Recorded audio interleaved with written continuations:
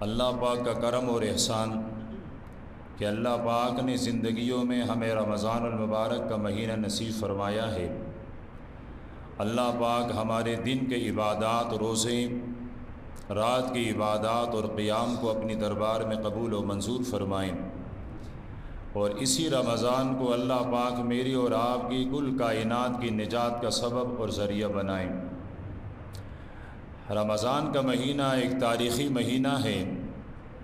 مناسب یہی ہے کہ اس مہینے کو ہم اپنے عمل سے بھی تاریخی بنائیں، ایسے اعمال کریں کہ وہ اعمال میرے اور آپ کی زندگی کے تاریخ کا حصہ بن سکے۔ رمضان المبارک کا مہینہ تاریخ کے حوالے سے اس لیے زیادہ اہمیت رکھتا ہے کہ اسی ماہ مبارک کے 10 تاریخ کو اللہ پاک نے میرے اور آپ کے محبوب پیغمبر کو فتح مکہ عطا فرمائی ہے، اور پھر اسی ماہ مبارک کے 10 تاریخ کو میری اور آپ کی کل کائنات کی سب سے بڑی ماں ام المومنین سیدہ خدیجۃ الکبریٰ رضی اللہ تعالی عنہا کا وفات ہے۔ اسی مہینے رمضان کی 17 تاریخ کو میری اور آپ کی کل کائنات کی ماں سیدہ عائشہ رضی اللہ تعالی عنہا کا یوم وفات ہے۔ اسی 17 رمضان کو اللہ پاک نے اسلام کا پہلا معرکہ کروا کر بدر کو اللہ پاک نے یوم الفرقان بنایا ہے۔ ایک تاریخ کے مطابق، ایک روایت کے مطابق، تاریخی روایت کے مطابق داماد پیغمبر حضرت علی المرتضیٰ رضی اللہ تعالیٰ عنہ پر حملہ وہ بھی 17 رمضان کو، جبکہ مشہور یہی ہیں کہ 21 رمضان وہ ان کی شہادت کی تاریخ ہیں۔ یہ تمام چیزیں اس قابل ہیں کہ ہر ایک پر تفصیل سے گفتگو کی جائے، لیکن میں کچھ مختصر معروضات اپنی دونوں ماؤں کے حق میں کہنا پسند کروں گا۔ آپ صلی اللہ علیہ وسلم نے اپنی جوانی کی ابتدا فرمائی ہے ایک تاجر کے حیثیت سے۔ آپ کبھی اپنے چچا ابو طالب کے ساتھ سفر کے تجارت پر تشریف لے گئے ہیں، اور کبھی آپ حضرت خدیجہ کا مال لے کر تجارت پر تشریف لے گئے ہیں۔ کسی بھی انسان کے کردار کو پرکھنا ہو، یا تو اس کے ساتھ سفر کیا جائے یا اس کے ساتھ معاملہ کیا جائے۔ یہ دو چیزیں کسی بھی انسان کی سیرت کو، اس کے کمال کو، اس کے کردار کو پرکھنے کے لیے اہمیت رکھتی ہے۔ فاروق اعظم رضی اللہ تعالیٰ عنہ کے سامنے کسی نے کہا فلاں آدمی بڑا اچھا ہے، بڑا نیک ہے۔ پوچھنے والے نے کہا، فاروق اعظم نے، کہ کیا آپ نے اس کے ساتھ سفر کیا ہے؟ جواب دینے والے نے کہا، امیر المومنین اس کے ساتھ میرا سفر تو نہیں ہوا۔ فرمایا پھر اس کے ساتھ لین دین ہوا ہے، معاملہ ہوا ہے؟ کہنے والے نے کہا لین دین اور معاملہ بھی نہیں ہوا۔ فرمایا پھر اس کے کردار کے سچائی کے بارے میں کیسے گواہی دیتے ہو؟ تو کردار کی سچائی، اس کا پتہ یا تو سفر سے چلتا ہے یا معاملات سے۔ تو آپ صلی اللہ علیہ وسلم حضرت خدیجہ کا مال لے کر آپ نے تجارت فرمایا، بہت ساری خوبیاں آپ کی نکھر آئی۔ تو حضرت خدیجہ رضی اللہ تعالی عنہا 3 شوہروں سے بیوہ، انہوں نے آپ صلی اللہ علیہ وسلم کو پیغام دیا ہے۔ اللہ کے پیارے پیغمبر نے نکاح کے اس پیغام کو قبول کیا۔ میرے پیغمبر کی عمر 25 سال ہیں، اور میری اور آپ کی بننے والی سب سے پہلی ماں، اس کی عمر 40 سال ہے، 35 سال 40 سال کے درمیان۔ کوئی بھی نوجوان تھوڑی دیر کے لیے سوچیں کہ اس کو اگر اختیار دیا جائے تو کیا وہ اپنے سے اتنے زیادہ معمر خاتون کے ساتھ نکاح کرنے کو ترجیح دیتا ہے؟ یہ میرے پیغمبر کے وہ کریمانہ اخلاق ہیں کہ انہوں نے ایک بیوہ کی بیوگی کو دیکھ کر، ان کے کردار کی عظمت کو دیکھ کر ان کو اپنے رفیق حیات بنایا۔ پھر میرے رب نے میرے پیغمبر کو جتنی اولادیں عطا فرمائی، حضرت قاسم ہیں، حضرت عبداللہ ہیں، طیب اور طاہر ہیں، یہ حضرت خدیجہ رضی اللہ تعالی عنہ کے بطن مبارک سے ہیں۔ میرے پیغمبر کو میرے رب نے 4 بیٹیاں عطا فرمائی ہیں، زینب ہے، رقیہ ہے، ام کلثوم ہے، فاطمہ الزہرا ہیں رضی اللہ تعالی عنہن۔ یہ 4 بیٹیاں اللہ پاک نے آپ کو سیدہ خدیجہ کے بطن مبارک سے عطا فرمائی ہیں۔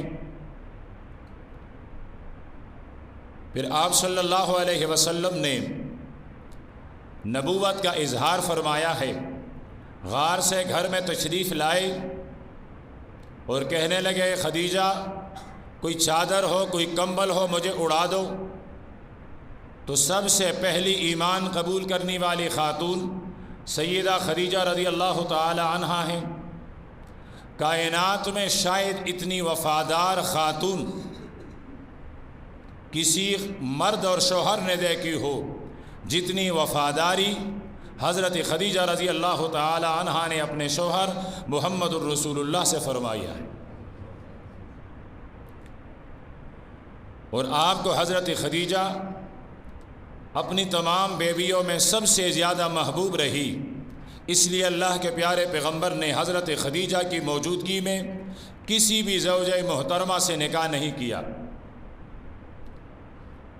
جس سال ان کا انتقال ہوا اسی سال خواجہ ابو طالب کا بھی انتقال ہے، تو اللہ کے نبی نے ارشاد فرمایا یہ سال میرے لیے حزن کا سال ہے، غم کا سال ہے، کہ گھر کے 4 دیواری اس کے باہر میرا سہارا میرا چاچا ابو طالب تھے، وہ بھی اللہ نے لے لیے، اور گھر کے اندر میرے زخموں پر مرہم رکھنے والی، مجھے تسلی دینے والی میری رفیق حیات حضرت خدیجہ تھی، وہ بھی داغ مفارقت دے گئی، وہ بھی دنیا سے چلی گئی، اس سے بھی جدائی مل گئی۔ یہ سال میرے لیے غموں کا سال ہے۔ حضرت خدیجہ رضی اللہ تعالی عنہ کا شان کیا ہے، ایک حدیث بیان کر کے میں آگے چلوں گا۔ حضرت عبداللہ ابن ابی اوفا رضی اللہ تعالی عنہ سے پوچھا گیا کہ کیا حضرت خدیجہ کو جنت میں کسی محل کی خوشخبری سنائی گئی تھی؟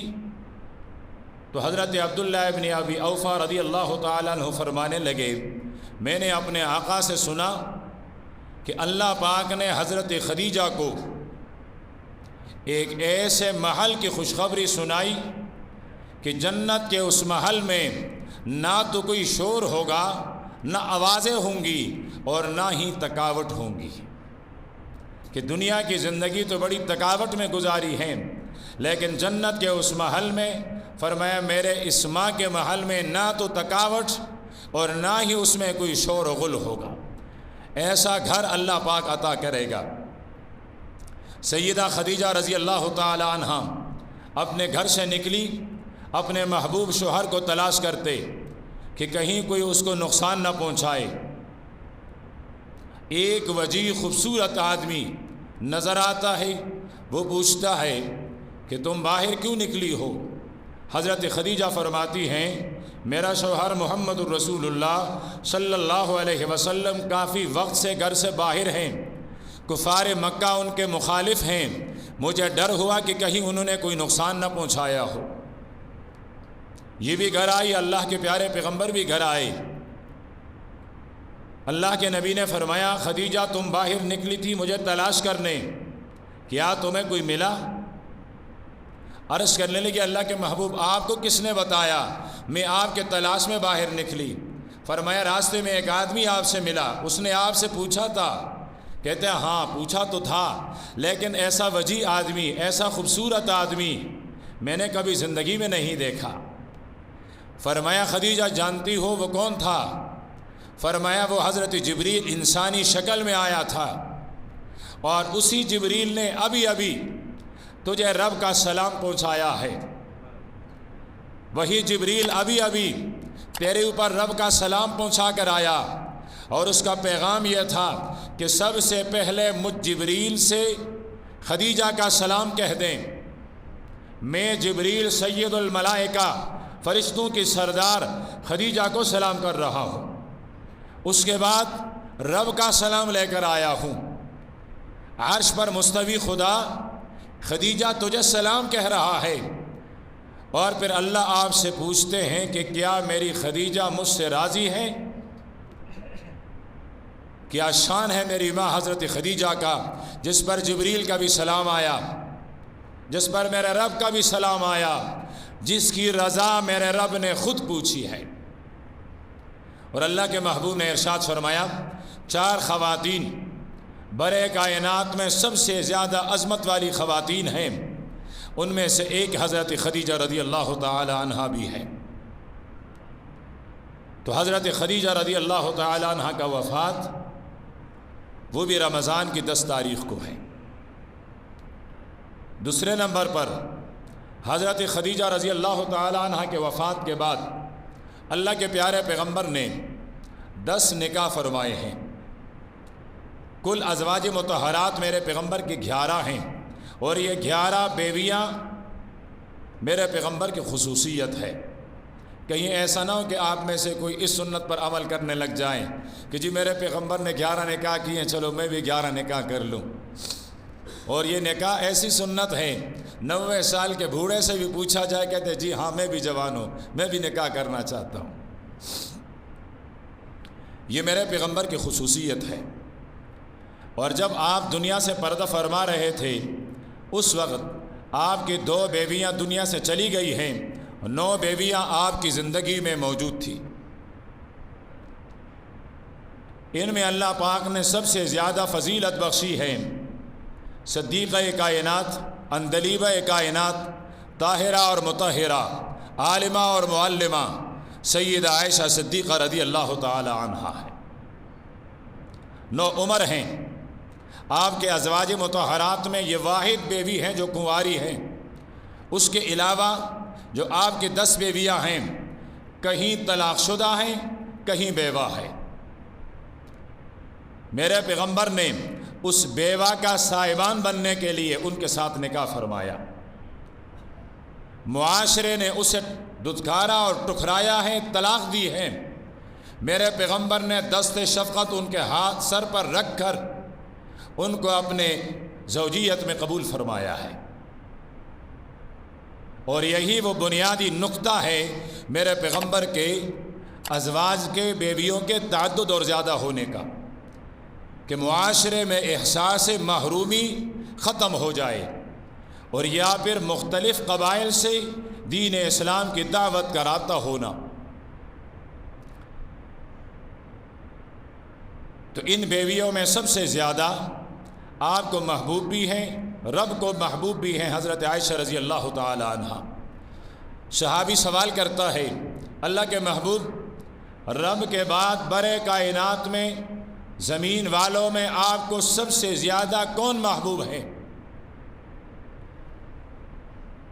فرمایا حضرت عائشہ۔ سوال کرنے والے نے سوال کیا، اللہ کے نبی مردوں میں پوچھ رہا ہوں، مردوں میں کیا ہے، کون ہے؟ فرمایا پھر صدیقہ کے والد ابو بکر، یہ مجھے سب سے زیادہ محبوب ہیں۔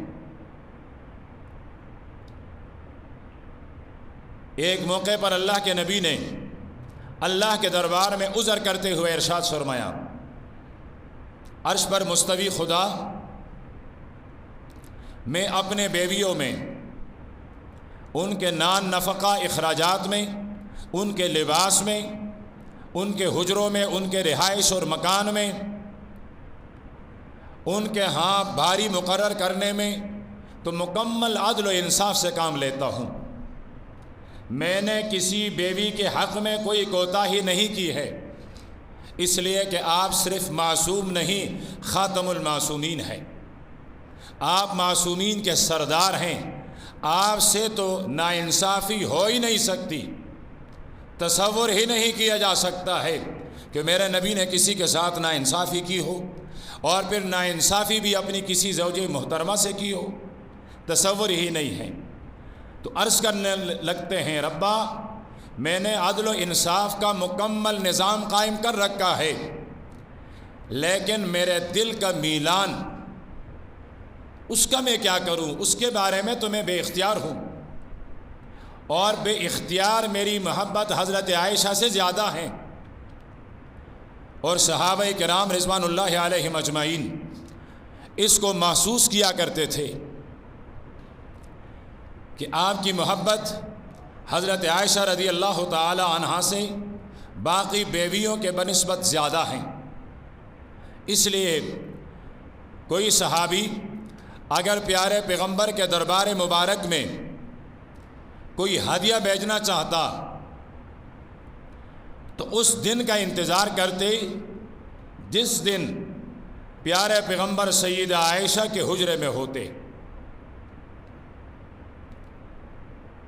ازواج مطہرات نے محسوس کیا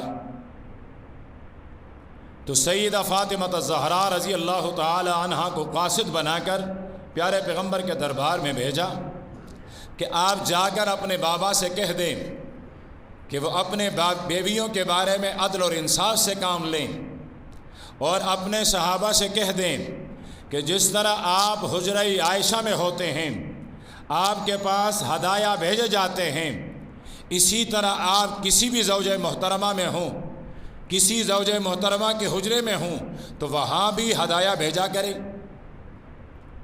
ہدیہ بھیجنے کے لیے یہ تفریق کہ صرف حضرت عائشہ کے پاس جہاں اب ہو وہاں ہدیہ بھیجے جائیں، ہمارے ہاں ہوں تو ہدیہ نہ بھیجے جائیں، اپنے صحابہ کو اس کا پابند بنا لیں۔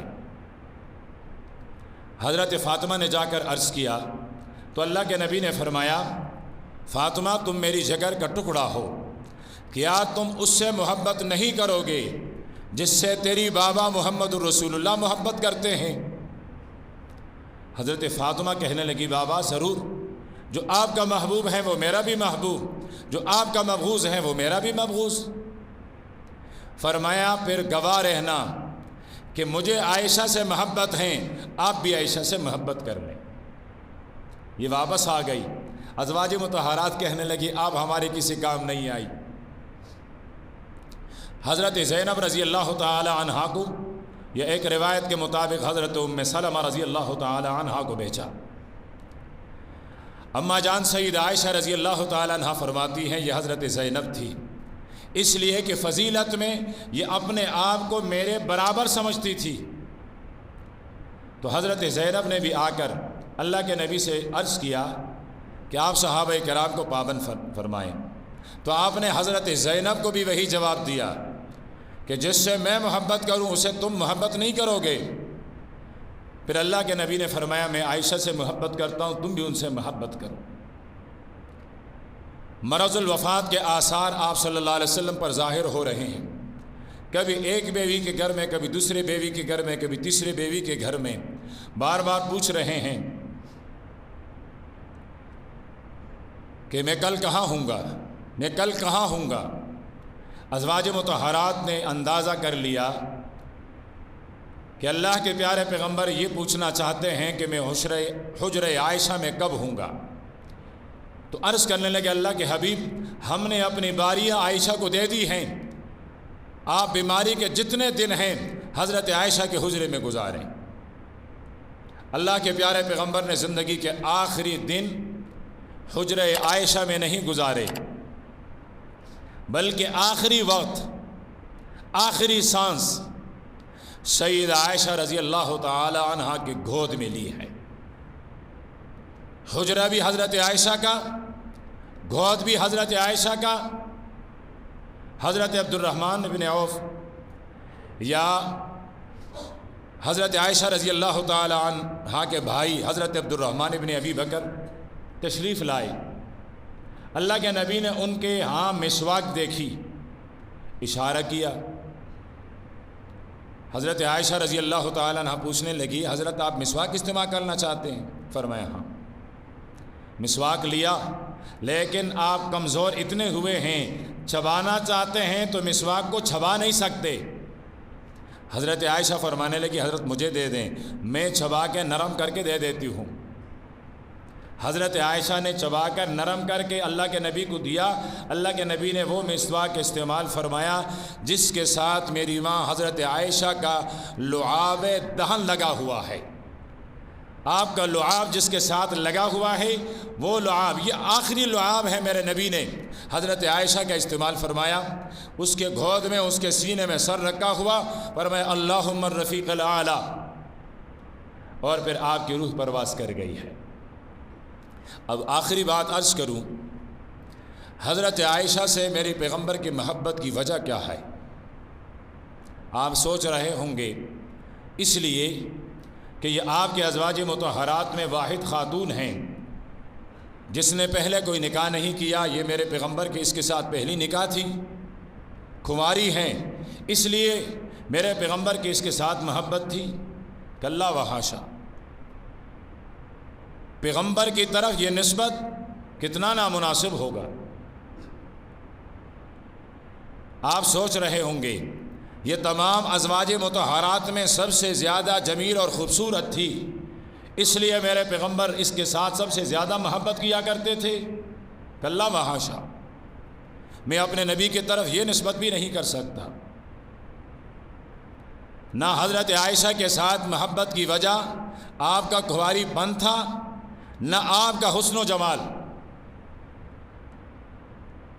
بلکہ میرے پیغمبر کا حضرت عائشہ کے ساتھ محبت کی وجہ رب کے قرآن فہمی ہیں کہ ازواج مطہرات میں، بلکہ میں یوں کہوں گا صحابہ کرام رضوان اللہ علیہم اجمعین میں سب سے زیادہ باریک نظر قرآن پاک کی فہم کی اگر کسی کی ہیں تو وہ حضرت عائشہ صدیقہ رضی اللہ تعالی عنہا کی ہے۔ کتنے سارے مواقع آئے جہاں میرے نبی نے صحابہ کرام کے موجودگی میں کوئی جملہ ارشاد فرمایا، اللہ کا نبی موجود، صحابہ کرام بھی موجود، اللہ کے نبی نے کوئی جملہ ارشاد فرمایا، صحابہ کرام میرے پیغمبر کے اس جملے کے حقیقی مراد کو نہ سمجھ سکے، اور حضرت عائشہ رضی اللہ تعالیٰ عنہ نے میرے پیغمبر کا وہ جملہ میرے نبی سے براہ راست سنا بھی نہیں، لیکن جب اس کے سامنے کہا گیا تو ایک دم بتانے لگی کہ میرے پیغمبر نے یہ جملہ اس لیے نہیں، اس لیے فرمایا تھا۔ ایک مثال عرض کروں، صحابی ہے حضرت عبداللہ ابن عمر، عام صحابی نہیں ہیں، یہ حضرت عمر کے بیٹے ہیں، علم کے پہاڑ ہیں، فقاہت کے پہاڑ ہیں، پیارے پیغمبر کے حجرے میں ان کا آنا جانا لگا رہتا ہے، اس لیے کہ یہ آپ صلی اللہ علیہ وسلم کے برادری نسبتی ہیں۔ ان کی بہن میری اور آپ کی ماں ہے حضرت حفصہ رضی اللہ تعالی عنہا۔ ظاہر بات ہے اس صحابی نے میرے پیغمبر کو کتنے قریب سے دیکھا ہوگا کہ کاشانہ نبوت میں، حجرہ نبوی میں اس کا آنا جانا اور صحابہ کرام کے بنسبت زیادہ رہتا تھا۔ اللہ کے نبی نے لوگوں کو دیکھا بیٹھے ہوئے ہیں قبر کے پاس رو رہے ہیں، اللہ کے نبی نے فرمایا یہ کون مرا ہے؟ کہنے لگے کہ یہودی مرا ہے۔ یہ رونے والے کون ہیں؟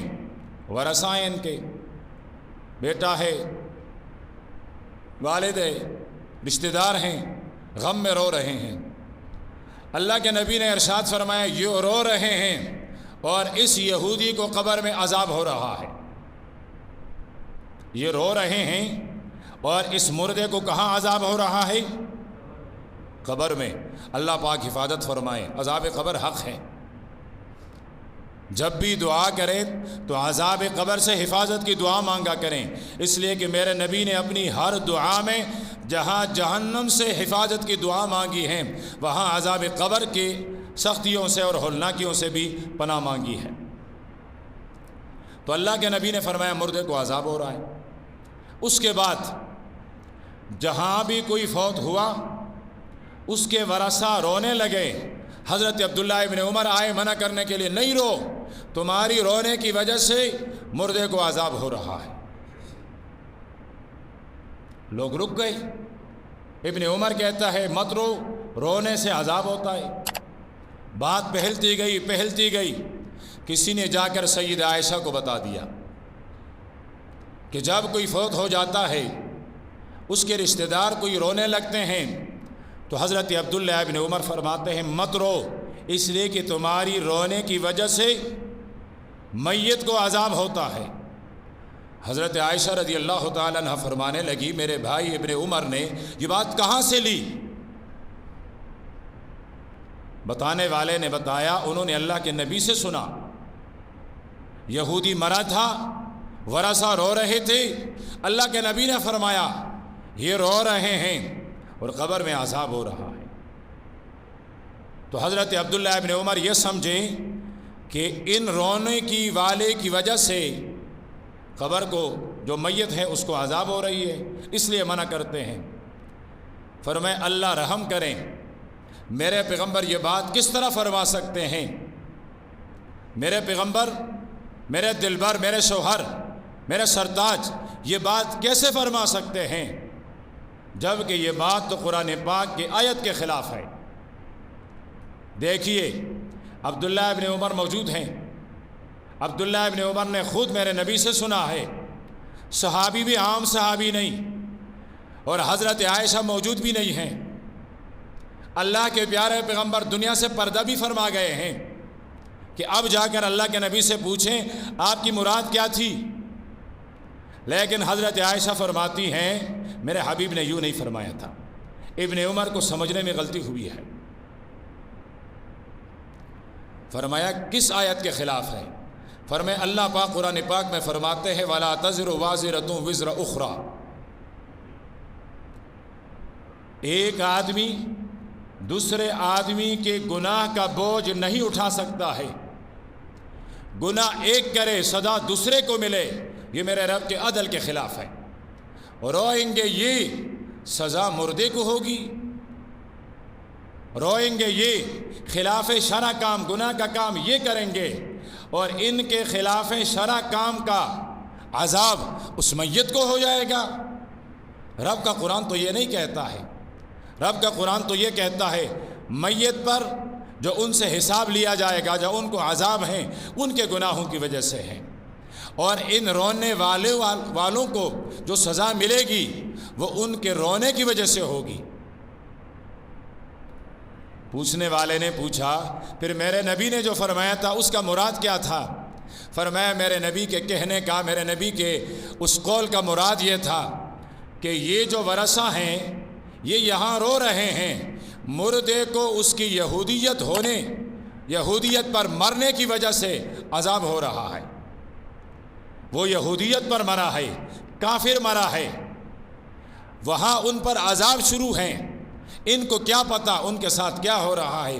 یہ یہاں ان کے فراق پہ رو رہے ہیں، یہ یہاں ان کے جدائی پہ رو رہے ہیں، اور وہاں ان کو عذاب ہو رہی ہیں اس پر کہ وہ یہودی مرا ہے، بغیر ایمان، بغیر کلمے کے مرا ہے، بغیر اسلام کے مرا ہے، اس پر ان کو عذاب ہو رہی ہے۔ یہ وہ دقیق نظر ہیں، یہ وہ باریک نظر ہیں حضرت عائشہ رضی اللہ تعالی عنہا کے قرآن پاک کے سمجھنے کا، جس کی وجہ سے میرے پیغمبر باقی ازواج مطہرات میں ان سے سب سے زیادہ محبت کیا کرتے تھے۔ یہ ایک نہیں کئی اتنے مثالیں ہیں جہاں صحابہ کرام مر جا رہے ہیں، لوٹ کر آئے ہیں حضرت عائشہ کے پاس، بار بار پوچھا ہے ماں فلاں آیت کی تفسیر، پیارے پیغمبر کی فلاں قول کی وضاحت۔ حضرت عائشہ رضی اللہ تعالیٰ عنہ باوجود کم عمری کے انہوں نے میرے پیغمبر کے کاشانہ نبوی کو زینت بخشی ہے۔ آپ کی عمر 9 سال ہے، 9 سال کی عمر میں میرے پیغمبر کی عمر ہے 53 سال، حضرت عائشہ کی عمر ہے 9 سال۔ سرور کائنات صلی اللہ علیہ وسلم نے دنیا سے پردہ فرمایا، آپ کی عمر تھی 63 سال، اور حضرت عائشہ رضی اللہ تعالیٰ عنہ کی عمر تھی 18 سال۔ جو عمر میرے پیغمبر کے حجرے میں آنے کی تھی اسی عمر میں اللہ کے پیارے پیغمبر نے رخصت لی ہے، لیکن حضرت عائشہ رضی اللہ تعالیٰ عنہ کو بہت سارے اعزازات حاصل ہیں۔ ان کا سب سے بڑا اعزاز یہ ہے کہ ان کی طہارت پر قرآن پاک کی آیتیں اتری ہیں۔ میرے ایک دوست کا مطالبہ تھا کہ آپ وہ واقع افک بیان کریں، لیکن روزہ بھی ہے اور پھر وہ اتنا درد بھرا ہے کہ بیان تھوڑا سا مشکل ہو جاتا ہے۔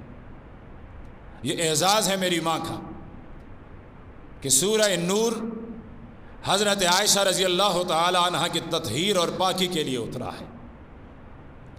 یہ اعزاز ہے سیدہ عائشہ کا کہ میرے پیغمبر نے سب سے آخری باتیں حضرت عائشہ سے کی ہیں۔ یہ اعزاز ہے حضرت عائشہ کا کہ ان کے گود میں اللہ کے نبی نے زندگی کی آخری ہچکی لی ہے۔ یہ اعزاز ہے سیدہ عائشہ کا کہ پیارے پیغمبر کا مدفن، آپ کا گنبد خضرا حجرہ عائشہ ٹہری ہے۔ وہ جنت کا ٹکڑا جو میرے رب نے دنیا میں بسایا ہے اسی میں آرام کرتے ہیں۔ یہ جنت کا ٹکڑا حضرت عائشہ رضی اللہ تعالیٰ عنہ کا حجرہ اور آپ کا گھر ہے۔ اور جنگ بدر میں حضرت عائشہ رضی اللہ تعالیٰ عنہ کے دوپٹے نے ایک اعزاز حاصل کیا ہے۔ صحابی ہیں حضرت عمیر بن الحمام، حضرت مصعب بن عمیر رضی اللہ تعالیٰ عنہ، ان کے ہاتھ میں اسلام کا جھنڈا ہے۔ حملہ ہوا، یہ بھی گرے، جھنڈا بھی گرا، صحابہ دوڑتے ہوئے آئے، اللہ کے پیارے پیغمبر اپنے خیمے سے باہر عرض کرنے لگے اللہ کے نبی، جس صحابی کے پاس جھنڈا تھا وہ بھی کہیں گر گیا ہے، جھنڈا بھی غائب ہے، کیا کریں؟ اللہ کے پیارے پیغمبر اپنے خیمے میں گئی، حضرت عائشہ کا دوپٹہ اور اوڑھنی اٹھائی۔ ناراض نہیں ہونا، وہ دھاری دھار چادر تھی۔ اس وقت جو حضرت عائشہ رضی اللہ تعالیٰ عنہ نے اڑی ہوئی تھی وہ ایک دھاری دھار چادر تھی، اس میں پٹے بنے ہوئے تھے۔ حضرت عائشہ رضی اللہ تعالیٰ عنہ کا یہ اڑنی، یہ چادر، یہ دوپٹہ لے کر میرے نبی اپنے خیمے سے باہر آئے، صحابی سے فرمائے یہ لے لو، لیکن صبر، اس جھنڈے کو اب کون اٹھائے گا؟